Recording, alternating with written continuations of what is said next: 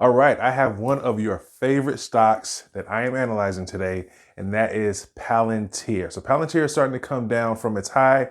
We want to know where is a good price target where we can strike and get Palantir if you're interested in this type of company. So let's get right into it really quick. So we have an $86 price per share. It hit its high. Let's see, the high was about $119 last month, February 10th, 2025, and is now down 86%. Cool. Let's look at a few more stats to kind of see what we're looking at. $201 billion company, a beta of 2.81, very sensitive, very volatile stock. Now listen, if you know me, you know this video is already over. 453 PE.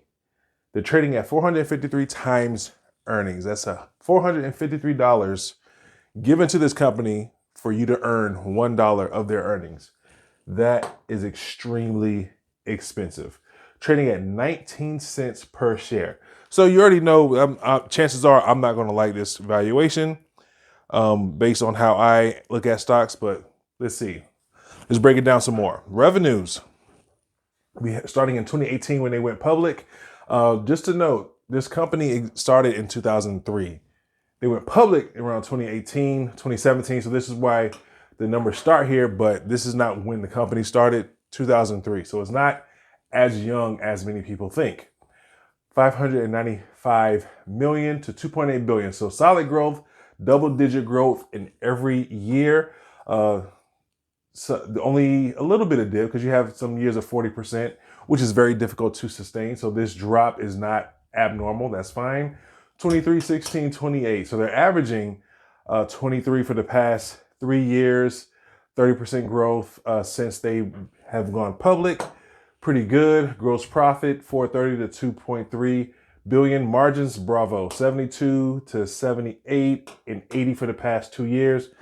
Excellent margins. This is great. So this looks good. This is something that will bring a lot of even value investors. This will grab their attention. This is awesome. Great margins. Let's look at profitability.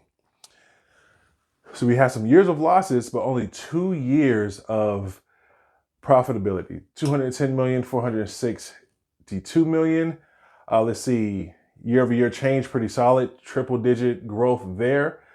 Net profit margins, 9.4 to 16. So this is increasing. I mean, 16% margins, I believe they'll continue to grow higher as they go along, but great to see. Only 2 years of profitability. So they are trending well, but the trend isn't very long. So it's not very consistent as far as a company having profit.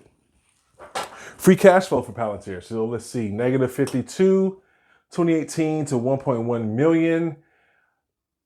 Few years of negative growth. It has some dips here where it got worse, but it's either big swings down or up. Everything is double or triple digits as far as the percentage growth. 279% last year, 63 this year. Good, but not the most consistent. So it's not bad given where they are, but again, not consistent. Now look at leverage. This is pretty great leverage position. They had some negative years here with the negative free cash flow, but as soon as they started turning positive free cash flow, they've been able to pay off their debt in 1.1 years or less. This is their worst year, 22. Excellent. If they get into trouble, they don't have debt to worry about, or they have enough cash flow to knock out their debt real quick. It's a non-issue. They're not paying a dividend, and this is what I typically don't like to see in businesses, but they are selling shares, not at a very high rate, small increments, but they're still selling shares. The 2 years that they were profitable, they still sold shares. They had cash flow these years, but they're bringing in cash from the shares. Now, the thing that makes me upset about this with Palantir is they announced a share buyback policy. In the PayPal video, I talked about how companies will announce this. However, they may not always follow through, or it might be delayed.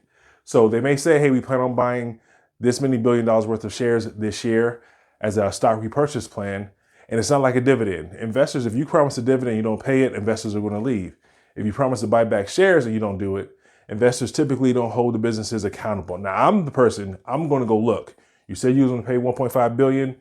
Where is it at? You sold shares. You didn't do that. So that's how I like to invest. But many people, we don't pay attention to that. We focus on other things like the growth of the company, top line growth in revenue and the dividends, but this is just as important as far as adding value to the shareholder. So you need to hold businesses accountable. If you say you're going to sell shares, if you say you're going to buy shares and you end up selling them, I don't like it. Now, here's another reason why I don't like this issue with Palantir. Their capital allocation doesn't really make sense to me. Not to say that I know more than Alex Karp or Peter Thiel, but listen, a pretty young company as far as its development, and you said you're going to buy back shares. When they announced it, I said it's kind of young for them to be buying back shares. It's kind of early. They shouldn't be doing that with their capital. Take that capital, reinvest into the business, R&D, sales. It's a newer tech company. Why are you going to buy back shares at this point? So they did make the announcement. As we see, they didn't follow through. But look at this. This is what I don't like. Let me blow this up to make sure you can see this. This is their balance sheet. Now, looking at their cash balance at the top line here, 1 billion, 2.2, 2.5, 831 million, back up to $2 billion. So it's pretty consistent outside of this year, 2023. Okay, no issue. But remember, they're selling shares every year. So they're bringing in capital. What are they doing with that capital? This is short-term investment. So these are the bonds that the company holds. 0 up to 234 million, down to 35, but up to 2.8 and $3.1 billion. So it seems like they're selling shares to bring in capital and have the capital sitting on their balance sheet.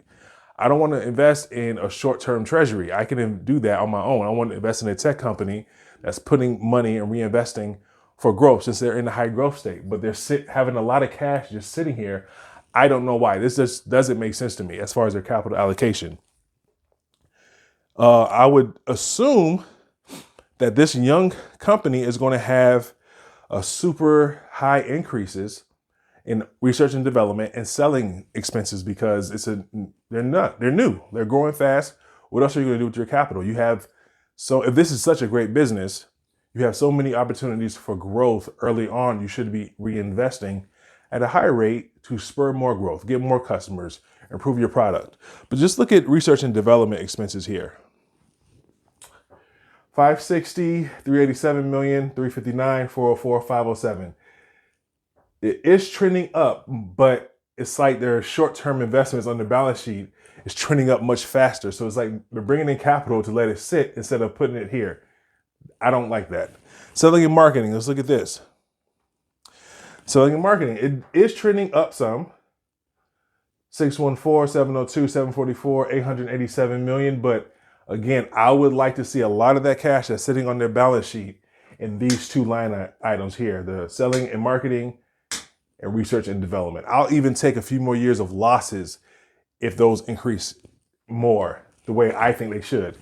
But yes, they're profitable, and I understand the need to get to profitability for your investors, but the savvy investors know I want these numbers here to be really sky high right now, growing the company as much as possible, establishing more market share as much as you can at this stage of the company. But that's not what they're doing. So when it comes to the capital allocation, I really can't make sense of it, which is one reason why I've kind of shied away from Palantir. But going to the shares, let's go back to where we at. Economic value added. Let's look at that.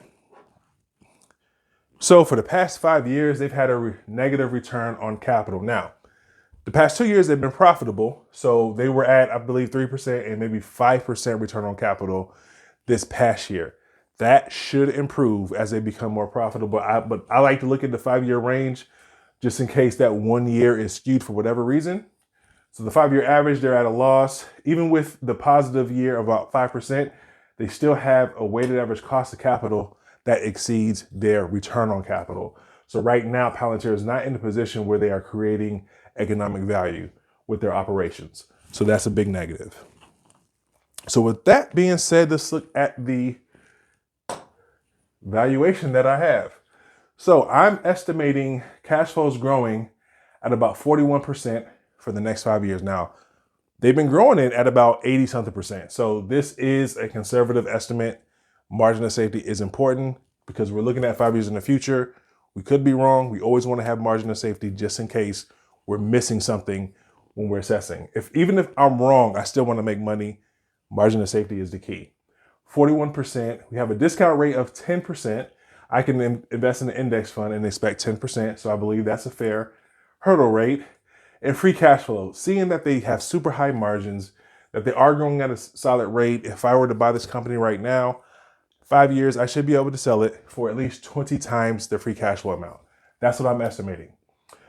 Just to give you some context, right now, they are trading at 172 times free cash flow.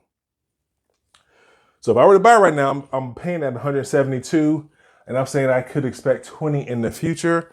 We don't know what's going to happen with recessions. We don't know what's going to happen 5 years from now, so we have to be safe. Again, margin of safety. With that said, I have my estimate at about $30 per share, 63% downside compared to their current share price. So right now, the fundamentals of the business, the actual results of the business do not support the current share price. And if you buy at a valuation where the fundamentals do not support, your stocks have a higher risk of falling down, especially when we have times like these when the market is more volatile. This is what happens when companies become overvalued. Now, don't get me wrong. It can happen at any time. A company can be undervalued and the stock can still go down. Short-term stock prices is not what I'm speaking to. I'm talking to the long-term buy and hold investor, fundamental value investor.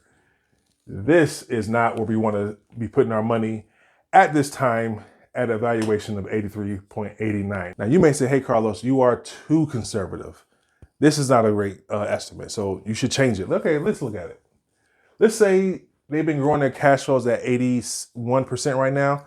Let's just say for safety, we always want to have safety. And even if we increase it, let's say they grow their cash flows at 60%, which is 50% more than my 41% estimate.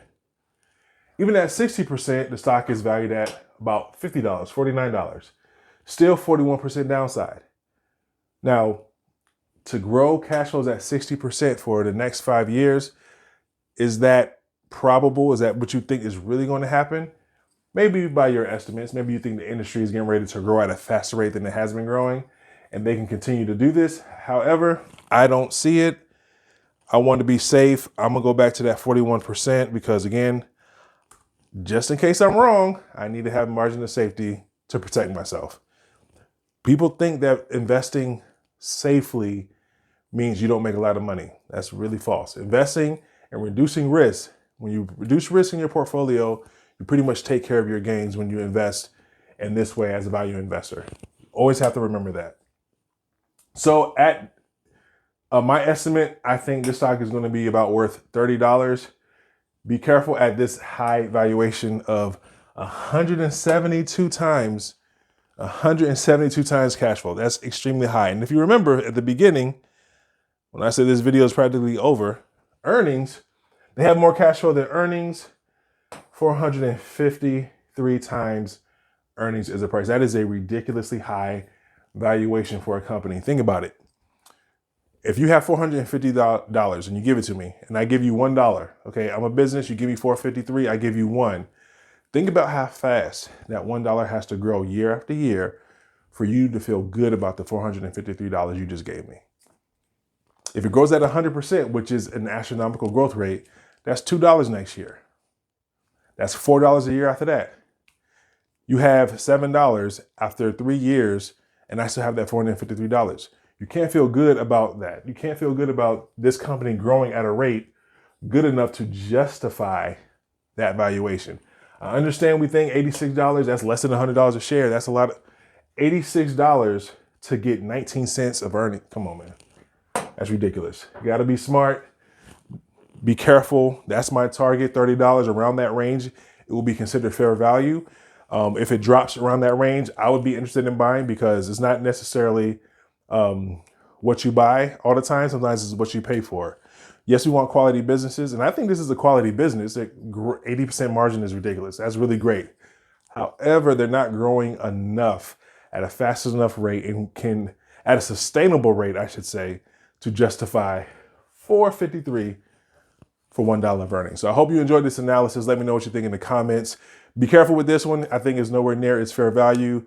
I think it was about 60-something% downside on this stock. So let me know what you think in the comments. I hope you enjoyed it. Consider subscribing and also sending this to an investor that needs to hear this information. I hope you enjoy this. Hope to see you in the next video.